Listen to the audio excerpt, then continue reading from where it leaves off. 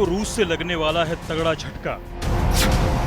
Indo Pacific में भारत और Japan के साथ जुड़ने वाला है रूस। चीन की हेकड़ी की निकलने वाली है हवा। बड़ा गुमान था चीन को सागर में शक्ति प्रदर्शन का।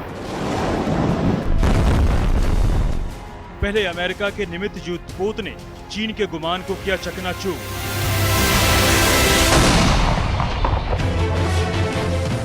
अब भारत और जापान के साथ हिंद प्रशांत क्षेत्र में साझेदार बनेगा। जापान और भारत रूस को बड़ी भूमिका निभाने के लिए तैयार कर रहे हैं। दो बातें ध्यान में रखना बेहद जरूरी है। एक तो रूस चीन का दोस्त रहा है, दूसरे रूस हिंद प्रशांत शब्द से इत्तेफाक नहीं रखता था। वो इस जल क्षेत्र को एशिया पैसिफिक यानी एशिया प्रशांत कहता रहा है। और अब जब वो इंडो पैसिफिक में सहयोग के लिए सैद्धांतिक तौर पर राजी हो गया है, चीन को बड़ी चपत लगी है। तो अगर हम रशिया को इंडिया जापान रशिया ट्राइलैटरल के इससे थोड़ी बहुत चाइना से दूर हटा सके तो ये मेरे ख्याल में हमारे लिए बहुत बड़ी सक्सेसफुल चीज़ होगी और चाइना के लिए एक बड़ी लॉस होगी। इवन मेरे ख्याल में Americans they will be very happy with this. ये एक अलायंस जो इंफ्रास्ट्रक्चर डेवलपमेंट के तौर पर आगे बढ़ेगा, ये बाद में जाकर और भी रुख ऐसा अपनाएगा कि चाहे आप देखें माइनिंग की बात हो, ओशिनोग्राफी की बात हो, चाहे आप मिलिट्री की बात करें, तो ऐसे हर क्षेत्र में ये बढ़ेगा।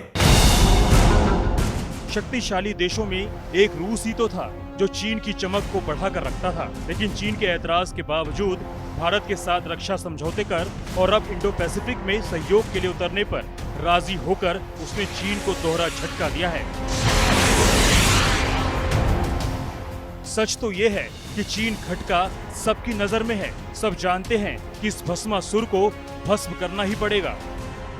रशिया के साथ चाइना की जो रिलेशनशिप है वो अभी काफ़ी स्ट्रांग है, मगर ये जो रिलेशनशिप भी ऑलवेज स्ट्रांग नहीं रही है। इन दोनों के बीच में एक बड़ी टेरिटोरियल डिस्प्यूट है और चाइना ने जब रिसेंटली व्लादिवोस्टोक के बारे में क्लेम किया था अपना कि उनका एरिया है, तो रशिया एंड चाइना के बीच में थोड़ी बहुत खेल पहुंच गई है। तो उसका एक तो फ़ायदा लिया जा सकता है और दूसरा ये है कि इंडिया ये समझाना चाहता है कि जो इंडो पैसिफिक है ये आसियान सेंट्रिक है।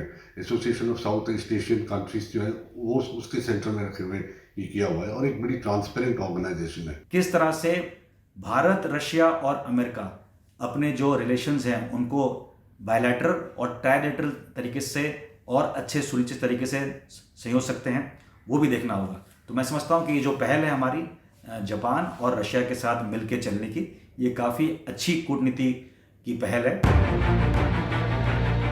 चलिए आपको बताते चलते हैं कि रूस के इंडो पैसिफिक में उतरने का महत्व क्या है। दरअसल इस जल प्रदेश को भारत और जापान फ्री वाटर जोन कहते रहे हैं। इससे गुजरने वाले वाणिज्यिक पोतों के लिए दोनों देशों ने मिलकर चैनल्स भी बनाए हैं, लेकिन हाल के दिनों में चीन साउथ चाइना सी के साथ इस क्षेत्र में भी दखल देने लगा था,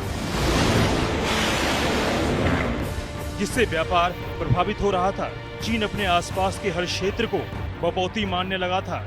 मालाबार जैसे संयुक्त एक्सरसाइज जिसमें भारत, जापान, अमेरिका की सेनाएं शामिल होती हैं, वो चीन के असर को बेअसर करने और दुनिया भर के देशों के लिए मुक्त व्यापार का मार्ग प्रशस्त करने के लिए ही होते हैं।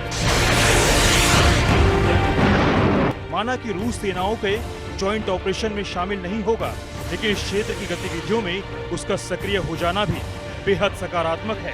प्रधानमंत्री जब व्लादिवोस्टोक गए थे तभी शिंजो आबे के साथ मिलकर पुतिन ने इसके लिए संपर्क साधा था। यही विजन अब हकीकत बनने वाला है। भारत और रूस तो पुराने दोस्त रहे हैं, लेकिन अब नई दिल्ली की कोशिश है कि इसमें जापान को भी शामिल कर लिया जाए। ऐसा करने से चीन को एक चुनौती पेश होगी, लेकिन देखना होगा क्या रूस को ये मंजूर होगा, क्योंकि रूस भी चीन का पुराना दोस्त रहा है। कैमरा पर्सन संजीव कुमार के साथ अभिषेक भल्ला, दिल्ली।